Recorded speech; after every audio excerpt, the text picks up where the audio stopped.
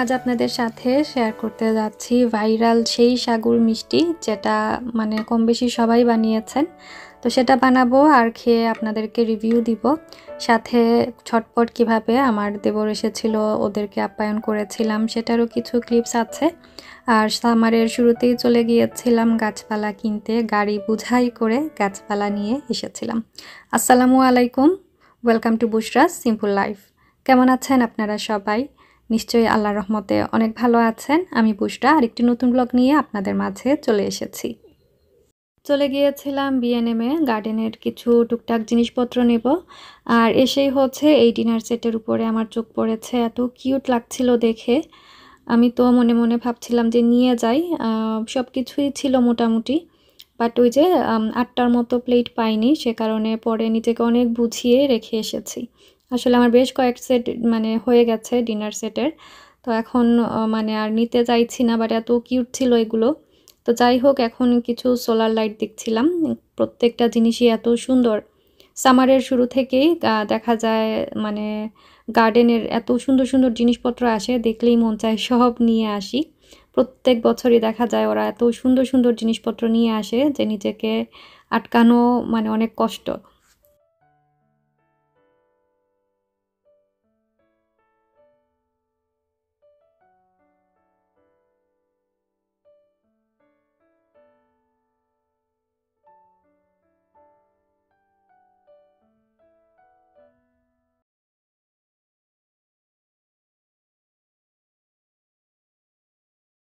Main যে উদ্দেশ্যটা নিয়ে এসেছিলাম, অনেকগুলো ফুলের চারা নিব, তো বেশ কিছু নিয়েছি আলহামদুলিল্লাহ। আর বেশ ভালো প্রাইজেও পেয়ে গেছি বিএনএমে।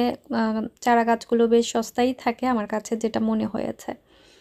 তো এখন মানে গাড়িতে জায়গা করাও একটা ব্যাপার। আর কিছু সবজির চারাও নিয়েছি, টমেটো গাছ আর মনে হয় একটা বেগুনের চারাও নিয়েছিলাম। তো মেইন কাজটা আসলে রয়ে গেছে, ফুল গাছ তো নিয়েছি, বাট ফুলের যে পট বা টব সেগুলো নেওয়া হয়নি, এখানে তেমন কিছু পাইনি। তো পরবর্তীতে বিএনকিউতেও গিয়েছিলাম, আর ওইখানেও টুকটাক শপিং করেছি। কিছু সোলার লাইটও নিয়েছি, পরে অবশ্য এগুলো রিটার্ন করতে হয়েছিল যেহেতু এগুলো ড্রিল করতে হবে। তো টিকে মেক্সও গিয়েছিলাম। তো সব কিছু মিলিয়ে আর কি আজকের শপিংটা হয়েছে, সব কিছু আর ওইভাবে রেকর্ড করতে পারিনি।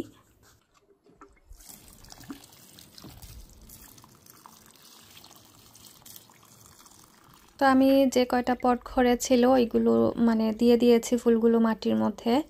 আর বাকি ফুল তো মরা স্টার্ট করে দিয়েছে, এদিকে ওরও অফ নেই যে আমি গিয়ে বাইরে থেকে পটগুলো কিনে নিয়ে আসব। আর অনেক সাহস করে এবার ফুলের চারা নিয়ে এসেছি।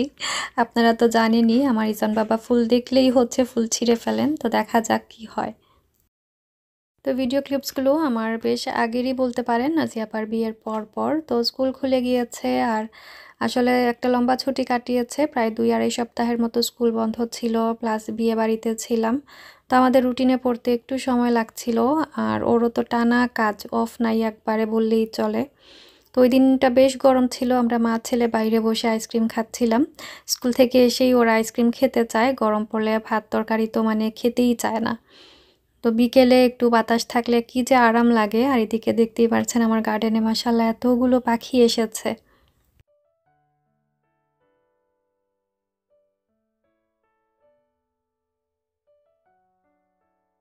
তো আজকে ফাইনালি সাবুদানার এই মিষ্টিটা বানাতে যাচ্ছি, এটা অনেক বেশি ভাইরাল হয়েছে। আপনারা কে কে এখনও ট্রাই করেনি আমাকে কমেন্ট বক্সে জানাতে পারেন। তো বানানোটা খুবই খুবই সহজ ছিল, তো ভাবলাম কেন না একটু ট্রাই করে দেখি, দেখতে তো এত সুন্দর লাগছিল। তো যাই হোক, আমার হাতের কাছে এটাই ছিল সবুজ রঙের সাবুদানা। তো আমি পরিমাণ মতো নিয়ে নিচ্ছিলাম, আর এটাকে একটু ভালো করে পানি দিয়ে ধুয়ে তারপরে হচ্ছে অল্প একটু পানি দিয়ে এটাকে ভালো করে ভিজিয়ে রেখে দিয়েছিলাম প্রায় 20 মিনিটের মতো। তো যখন সাবুদানাগুলো ভিজে ফুলে উঠেছিল তখন পানি ঝরিয়ে নিয়েছি। আর হালকা একটু লবণ দিয়ে একদম কচলে কচলে মাখিয়ে নেব, তো জিনিসটা একটা ডোয়ের মতো হয়ে যাবে। তো আমি যেটা দেখলাম, আমার সাবুদানার মধ্যে অনেকটাই পানি ছিল, তো যখন বল শেপটা দিতে যাই তখন কিন্তু শেপটা নিচ্ছিল না যেহেতু অনেক বেশি পানি ছিল।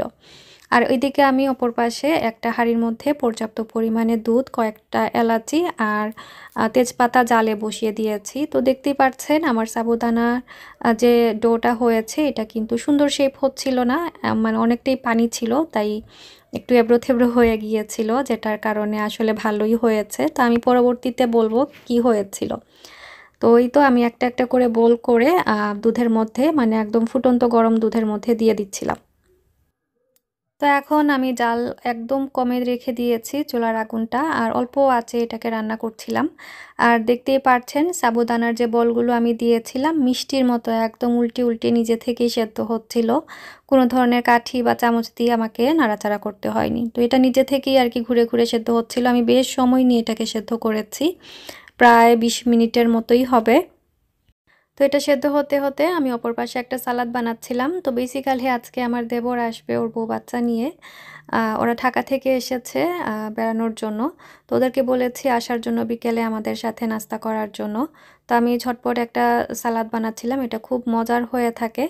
আসলে প্ল্যান ছিল যে আজকে রোস্ট ডিনারটা করব, বাট আনফর্চুনেটলি সেটা আর করতে পারিনি, যেহেতু মানে চিকেনটা আশেপাশে আমাদের কোথাও পাওয়া যাচ্ছিল না যে হোল চিকেন দিয়ে আমি করি।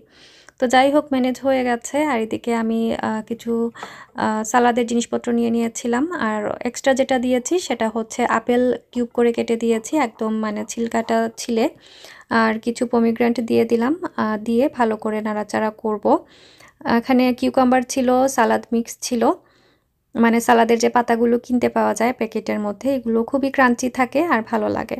আর ড্রেসিং হিসাবে এখানে আমি কিছু লেবুর রস দিয়েছি, অল্প একটু চিনি আর হচ্ছে অলিভ অয়েল, এই তিনটা জিনিস দেই। আর পরে হচ্ছে একটু গোলমরিচের গুঁড়া আমি ফ্রেশ দিয়ে দেই, খুবই সুন্দর একটা ফ্লেভার আসে। আপনারা ট্রাই করে দেখতে পারেন এই সালাডটা, সব কিছুর সাথেই খেতে অনেক বেশি মজা লাগে। আর এদিকে সাবুদানার মিষ্টিটাও কিন্তু হয়ে গেছে। দুধটা অনেকটাই ঘন হয়ে এসেছে, দেখতেই পেরেছেন, এর থেকে বেশি আর ঘন করব না। আর সাবুদানার যে মিষ্টিগুলো আছে ওইগুলো বেশ টুইটুম্বুর হয়ে গেছে একদম ফুলে। তো এখন মিষ্টি হওয়ার জন্য আমি কনডেন্স মিল্কটা ইউজ করছি, আপনাদের হাতের কাছে না থাকলে চিনিও ব্যবহার করতে পারেন। তো ব্যাস একটু নাড়াচাড়া করেই হচ্ছে আমি এখন নামিয়ে নেব।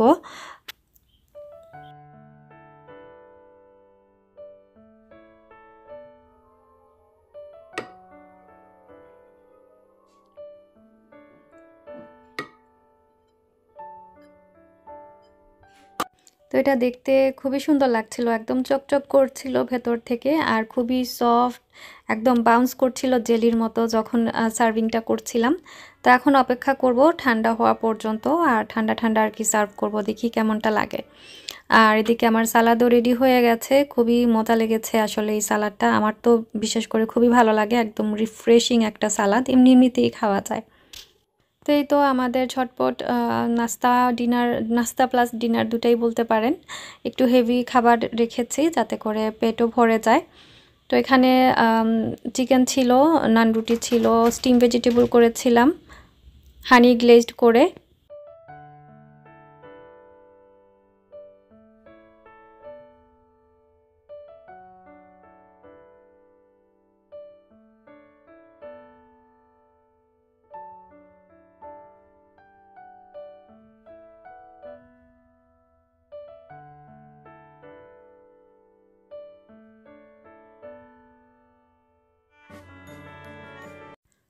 তো এটা ছিল পরের দিন। আমার হাজব্যান্ড হচ্ছে আমি যে সাবুদানার মিষ্টি বানিয়েছি ও আর খেতে পারেনি, আমি সবগুলো মা বাবাকে দিয়ে দিয়েছিলাম। তো ওনাকে একটাও ট্রাই করেনি, তো ওর জন্য আবারও বসিয়েছি। তো আজকে যে মিস্টেকটা করেছি, আজকে একদম মেপে পানি দিয়েছিলাম যাতে করে পানির পরিমাণটা বেশি না হয় যখন আর কি সাবুদানাগুলো ভেজাই। আর ওইখানেই মিস্টেক করেছি, একদম শক্ত শক্ত আমি মানে করেছিলাম, একদম টাইট একটা ডো হয়েছিল, যেটার কারণে মিষ্টি তো দেখতে শেপটা খুবই সুন্দর হয়েছিল, একদম বলের মতো বা মার্বেলের মতো, বাট খেতে মানে ফ্রেশ খাওয়া গিয়েছে, এত বেশি শক্ত ছিল না। বাট যখনই ঠান্ডা হয়ে গিয়েছিল এত চুই আর এত শক্ত হয়েছিল যেটা বলার বাইরে। তো যখন ফার্স্ট টাইম বানিয়েছিলাম পানির পরিমাণ, মানে ভেজানোর সময় পানির পরিমাণটা বেশি হওয়াতে খুবই মজার হয়েছিল, সফট সফট ছিল, খাওয়া গেছে। বাট পরেরটায় পানি কম দেয়াতে এরকম দেখতে সুন্দর, বাট খাওয়া যায়নি। সোজা কথা এটাই আর কি। তো আপনারা বানালে পানির পরিমাণটা বেশি দিয়েই ভেজাবেন, সেই না সুন্দর হলেও খেতে মজা হবে। আর অনেকেই কমপ্লেন করেছেন যে গলা দিয়ে যায় না, আসলেই সত্যি এটা খেলে একসাথেই আপনাকে গিলে খেতে হবে, আদারওয়াইজ হচ্ছে কাঁঠাল যেরকম নরম কাঁঠাল হাফ মুখে থাকে হাফ গলায় চলে গেলে যেমনটা হয় গিলতে অসুবিধা হয়, এমনটাই হবে। তো এই আর কি আমার অনেস্ট রিভিউ দিলাম। খারাপ লাগেনি, ভালোই লেগেছে, বাট খাবার মানে গেলার সময় একটু অসুবিধা হচ্ছিল আর কি, এটাই। তো একটা মিষ্টি আপনাদেরকে খুলে দেখাই, দেখতেই পারবেন এটার মানে কীরকম জিনিসটা। আর আমি ব্লগের একদম শেষ প্রান্তে চলে এসেছি, আশা করছি আজকের ব্লগটি আপনাদের ভালো লেগেছে। দেখা হবে, কথা হবে নেক্সট আরেকটি ব্লগে। সবাই অনেক ভালো থাকবেন, স্টে হ্যাপি, স্টে কানেক্টেড, আল্লাহ হাফিজ।